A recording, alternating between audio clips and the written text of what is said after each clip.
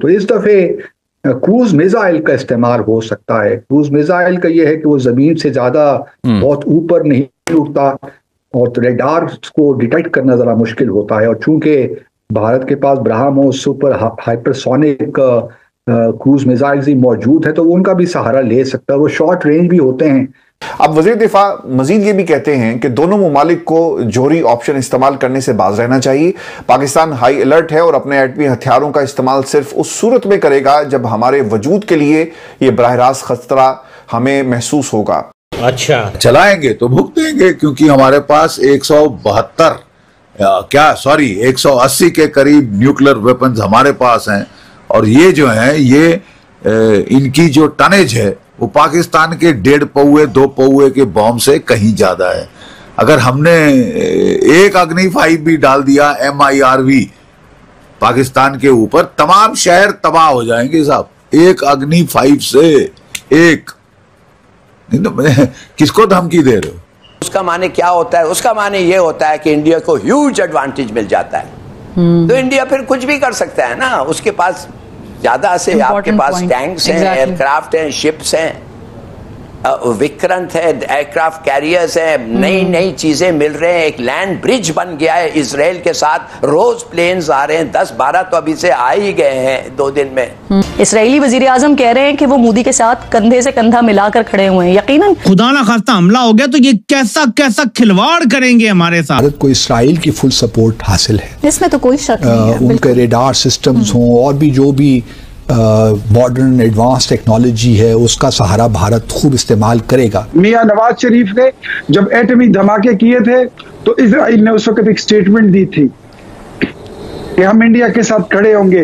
तो नवाज शरीफ ने उस वक्त ये कहा था कि हमारे पास शाहीन, गजनवी और अब्दाली के मिसाइल हैं, दिल्ली को और आगरे को बाद में देखेंगे, पहले तुम्हारी खबर हम ले लेंगे। इस सर फिर पागल हो गया। इजराइल ने लेजर बीम से मार करने वाले तकनीक भारत को दे दी है, आ गया है कल रात को 3-4 बजे। क्या मियां नवाज शरीफ साहब वजीर आजम मोदी को कन्विंस करके, मना के, समझा के, बहला फुसला के जंग से बाज रख सकते हैं? लॉन्ग वॉर वो पाकिस्तान सस्टेन नहीं कर सकता क्योंकि पाकिस्तान के पास वो रिसोर्सेज नहीं है। 3 महीने की जंग हो, फौजें लड़ रही है, वो पाकिस्तान नहीं सस्टेन कर सकता। And that is where the nuclear option comes. मैं तो कहता हूं कि भारत को भी एक मौका है कि बगराम एयरबेस में अपने ट्रूप्स उतारे, बात कर ले तालिबान से और वो उस तरफ से हमला भी करे। जब यहां से भी हमला, इधर से भी हमला, समुद्र से भी हमला, पहाड़ों में भी हमला, चौतरफे हमले से घेर के इनकी जो है खाट खड़ी की जाए। इसमें तो मुझे शक नहीं है कि कोई ना कोई कार्रवाई तो जरूर भारत करेगा, क्योंकि प्राइम मिनिस्टर मोदी ने अपने जो गुज़श्ता रोज़ बिहार में एक जलसे से खिताब किया, उसने बड़े वाज़ेह तौर पे कहा कि कुछ जो लैंग्वेज थी उससे तो इस वक्त एक लिमिटेड एक्शन लेगा बालाकोट की तरह उस किस्म के। देखिए ना, पिछले 4 दिनों से भारत इस बात पे जोर दे रहा है कि हमारी साइड पे LOC की हमारी साइड पे तकरीबन 40 से 50 टेररिस्ट के लिए बकौल उनके लॉन्च पैड्स हैं। फिर एक शायद कहीं और हमारी एयर स्पेस की वायलेशन कर दें। एक जो काम वो कर सकते हैं, मुझे लगता है कि शायद उसका भी वो सहारा लें। तो इस दफे क्रूज मिसाइल का इस्तेमाल हो सकता है। क्रूज मिसाइल का ये है कि वो जमीन से ज्यादा बहुत ऊपर नहीं उड़ता और तो रेडार को डिटेक्ट करना जरा मुश्किल होता है। और चूंकि भारत के पास BrahMos super hypersonic cruise missiles ही मौजूद है तो वो उनका भी सहारा ले सकता है। वो शॉर्ट रेंज भी होते हैं, तो इसलिए वो मुझे लगता है कि शायद कहीं वो इस्तेमाल करें और फिर क्लेम करें कि जी हमने लॉन्च। बस अब चूंकि स्ट्रेटेजिक नोयत की आपने गुफ्तगू की और जो अहले पाकिस्तान देख रहे हैं वो यकीनन अब मुतजस्सिस होंगे कि अगर उनके पास ऐसी क्रूज मिसाइल्स हैं तो हमारे पास उसका जवाब क्या है? नहीं, हमारे पास भी क्रूज मिसाइल्स तो हैं, हमने भी बना रखे हैं, लेकिन हमारे पास फिलहाल सुपरसोनिक नहीं है। लेकिन हमारे पास और बहुत से मिसाइल्स हैं जो कि हम इस्तेमाल कर, शायद हमें जरूरत भी ना पड़े। सच्ची बात तो यही है, अगर भारत ने कुछ लिया, हम भी उसका रिएक्ट तो हमने जरूर करना है, क्योंकि दैट गोज विदाउट सेइंग। अब वो भारत किस हद तक जाता है उस पर डिपेंड करता है फिलहाल, और उसी हिसाब से हमारा भी मेजर्ड रिस्पॉन्स यकीनन होगा, इसमें कोई शक नहीं होना चाहिए। लेकिन इवेंचुअली जो मैं देख रहा हूँ ना, असल में जो बात है कि मामलात किस तरफ जाएंगे, क्या सऊदी अरब मीडिएशन कराए बाद में करवा सकता है, यकीनन करवा सकता है, लेकिन वो बिहाइंड द सीन्स ये सारी चीजें होंगी। हमें पैनिक नहीं होना, क्योंकि जब हम पैनिक हो गए तो उसका मतलब ये है कि हम बहुत खौफजदा हैं। और बीजेपी की हुकूमत यही बताना चाहती है। हमारे कंसर्न्स यकीनन हैं और हम अलर्ट भी हैं, लेकिन अभी जो है मामलात बिहाइंड द सीन्स चलें तो बेहतर है।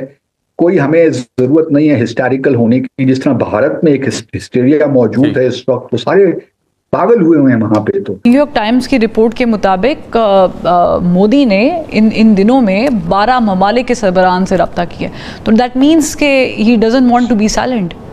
कि चाइना का बजाते खुद बॉर्डर डिस्प्यूट इंडिया के साथ चल रहा है। चाइना इस पोजीशन में हरगिज नहीं है कि वो भारत को आंखें दिखाए या भारत के साथ प्यार मोहब्बत करके, कुछ ले दे के, कुछ इंसेंटिव की बात करके उसको जंग से बाज रखे। बाज करीबी दोस्त भी समझते हैं यार हर तरफ से हम निकलने की कोशिश कर रहे होते हैं और तुम फिर जंग की तरफ ले आते हो। तो चाइना का जहां तक ताल्लुक है, वो चाहे भी तो इस सारे सिलसिले को नहीं रोक सकता। हिंदुस्तान ने देख लिया है कि हमारे रिलेशनशिप इस वक्त अफगानिस्तान के साथ ऐसे हैं, उससे एडवांटेज ले रहा है, फंड कर रहा है टीटीपी को, हथियार वो आर्म्स डंप से खरीद के दे रहा है, बराह रास्त कर रही है, अटैक करें, उनकी ट्रेनिंग भी कर रहा है। दूसरा आ जाए आप, और बीएलए को हमें सबसे पता है फंडिंग क्या दर से आती है। और अगर आप अंधे हैं तो आप बहरे तो नहीं है।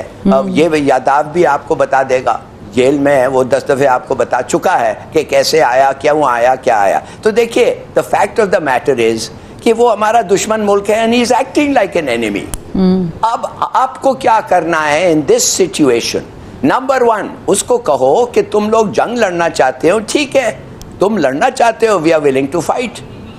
तुम ला रहे हो ये जंग हमारे पे, यस। तो उनको पहले चीज आप देखेंगे कि आस्ते आस्ते ये जो वेस्टर्न कंट्रीज हैं हमारे से ये कोशिश करेंगे कि नो फर्स्ट स्ट्राइक, इसके बारे में एक एग्रीमेंट निकालें।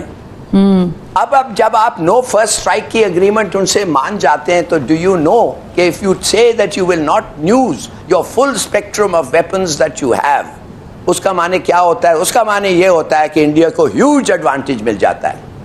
तो इंडिया फिर कुछ भी कर सकता है ना, उसके पास ज्यादा से आपके पास टैंक्स हैं, एयरक्राफ्ट हैं, शिप्स हैं, विक्रांत है, एयरक्राफ्ट कैरियर्स हैं, नई नई चीजें मिल रहे हैं, एक लैंड ब्रिज बन गया है इजराइल के साथ, रोज प्लेन्स आ रहे हैं, 10-12 तो अभी से आ ही गए हैं 2 दिन में। तो कहने की बात है दे आर फार, उनके पास पैसे भी ज्यादा हैं, रिसोर्सेज भी ज्यादा हैं। तो क्या आप समझते हैं कि you can give such an undertaking? और अगर आप ऐसी अंडरटेकिंग दे सकते हैं तो फिर आपने ये एग्री क्यों किया? आपने मुल्क को क्यों किया कि घास खाएंगे?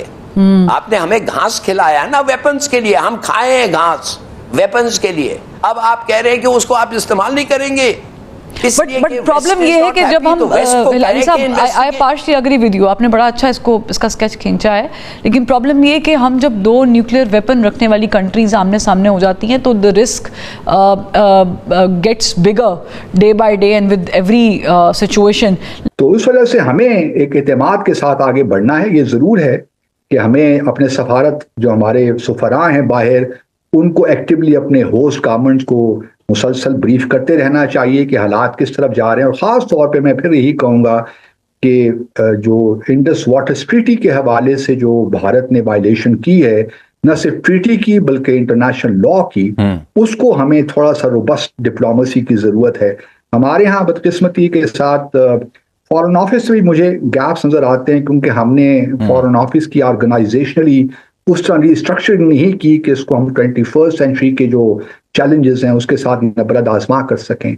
तो ये ज़रूरी है कि इंडस वाटर ट्रीटी हमारे लिए एक इशू बनेगा, जो मुझे लगता है। और इसमें भारत, क्योंकि देखिए ना पिछले साल जब भारत ने हमें लिखा कि हम इसको रिव्यू करना चाहते हैं, तो उसमें उसने क्रॉस बॉर्डर टेररिज्म का भी हवाला दिया था। तो मेरे लिए उस वक्त अंडरस्टैंड करना, और मैंने उस वक्त भी हाईलाइट किया था कि ये बार बार क्यों इसका रेफरेंस दे रहे हैं, इंडस वाटर ट्रीटी का क्रॉस बॉर्डर टेररिज्म से क्या ताल्लुक है। तो आज ये जाहिर हो गया कि किस तरह उन्होंने इसको साथ लिंक किया है।